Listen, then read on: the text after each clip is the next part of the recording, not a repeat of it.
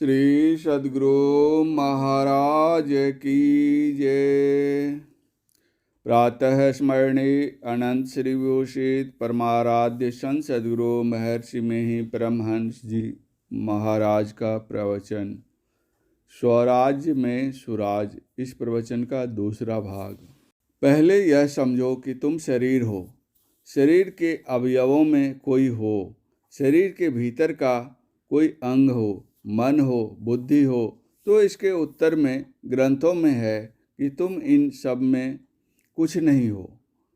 जब तुम कहते हो कि मेरा शरीर, तभी तुम और शरीर दो हो जाते हो। जैसे तुम कहते हो कि मेरा कपड़ा, तो तुम और कपड़ा दो हो जाते हो। इसी तरह बाहर में शरीर के अंग और भीतर की इंद्रियों में से तुम एक भी नहीं हो। केवल शरीर को देखो। जब तक जीवित शरीर है तब तक वह ज्ञान युक्त मालूम पड़ता है।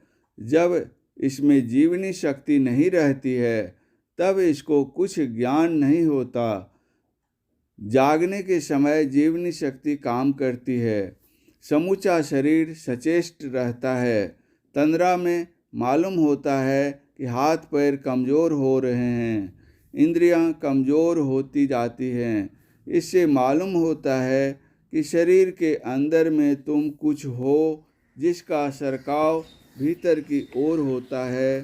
स्वप्न में वही ख्याल होता है जो मन में रहता है। नज़दीक के दोस्त दुश्मन का कोई पता नहीं।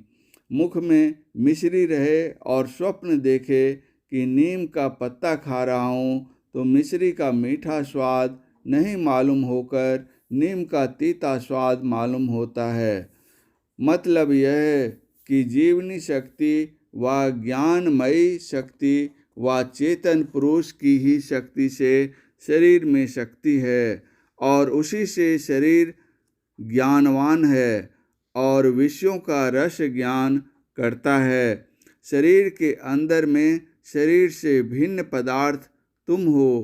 कितने कहते हैं कि दो नहीं, शरीर बनने के जितने तत्व हैं सभी के मिल जाने से एक जीवनी शक्ति आप ही प्रकट हो जाती है। शरीर मर जाने से जीवनी शक्ति नहीं रहती। यह अनात्मवाद की दलील है।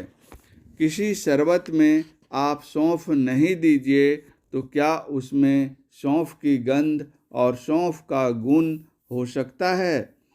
अथवा मिक्सचर वाली दवा में जो औषधि आप नहीं मिलाते हैं, उस दवाई का गुण नहीं होता है। इसलिए चेतन पुरुष कोई चीज़ नहीं है। इसको कैसे समझा सकते हो? मृतक शरीर में पांचों तत्व मौजूद ही हैं। उसको जड़ कहोगे कि चेतन? सोने की हालत में भी चेतन पुरुष का काम होता था। चेतन पुरुष के रहने पर भी स्वप्न में काम होता था, लेकिन उसके नहीं रहने से कोई काम नहीं करता। शरीर में ज्ञान नहीं रहता। असल में शरीर जड़ है। जड़ के मिलन से चेतन हो जाए असंभव है। जैसे मिक्सचर में एक दवाई के नहीं रहने से उसका गुण नहीं हो सकता। ग्रंथकारों ने जड़ चेतन को अलग अलग फुटाकर बता दिया है। इन दोनों में मेल हो गया है। इसी को दुख सुख है। जड़ चेतन ही ग्रंथि पड़ी गई, यद्यपि मिर्सा छूटत कठिनई। भगवान श्री कृष्ण ने 31 तत्वों को श्रीमद् भागवत गीता में गिना दिया है। ये क्षेत्र कहलाते हैं। इस क्षेत्र में जब क्षेत्रज्ञ रहता है तब इसमें ज्ञान होता है। यह करूँगा, वह करूँगा, राग द्वेष सुख दुख आदि विकार होते हैं। हमारे सदग्रंथों में जड़ चेतन को अलग अलग फुटाकर बताया है। बाली मारा गया, तारा रोती थी। श्री राम ने कहा, क्षितिजल पावक गगन समीरा, पंच रचित यह अधम शरीरा, प्रगट सो तनु तब आगे सोवा, जीवे नित्य तुम के ही लगी रोवा। चेतन आत्मा को काट नहीं सकते, मार नहीं सकते, जला नहीं सकते, सरा नहीं सकते। हम सोचें कि हम क्या हैं, चेतन आत्मा, और हमारा शरीर यह है। इस शरीर में वह चेतन आत्मा है। इसलिए शरीर के गुण से हम गुणान्वित होते हैं।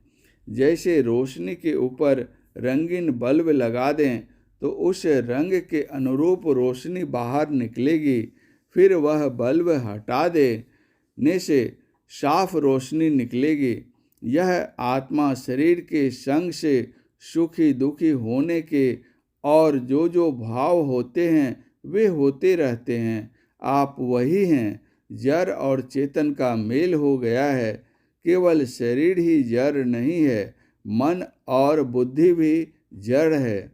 सृष्टि क्रम को बतलाते हुए शास्त्र में कहा है, प्रकृति से बुद्धि होती है, जड़ से जो चीज़ बने वह जड़ है, मिट्टी से जो चीज़ बने वह मिट्टी है। जड़ के संग चेतन आत्मा का ऐसा मेल हो गया है जैसे दूध और घी।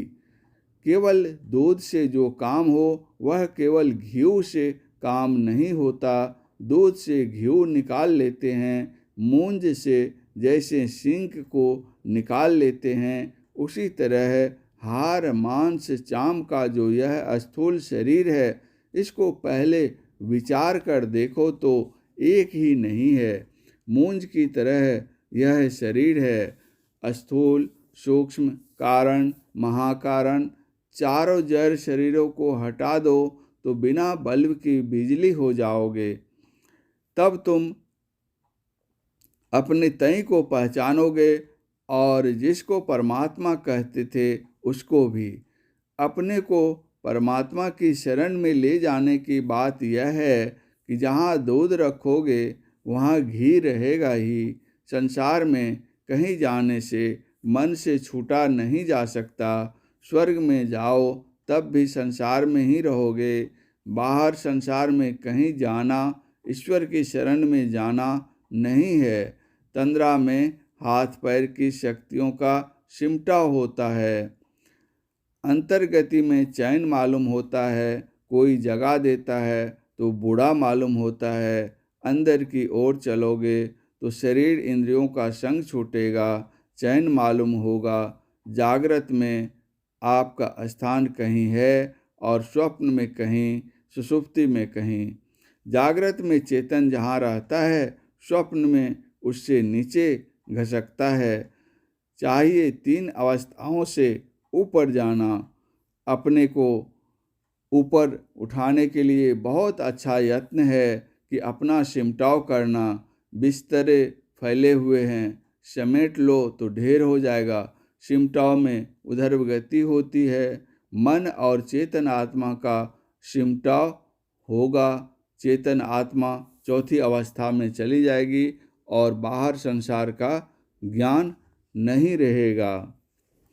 इस प्रवचन का शेष भाग अगले प्रवचन पाठ में। श्री सद्गुरु महाराज की जय।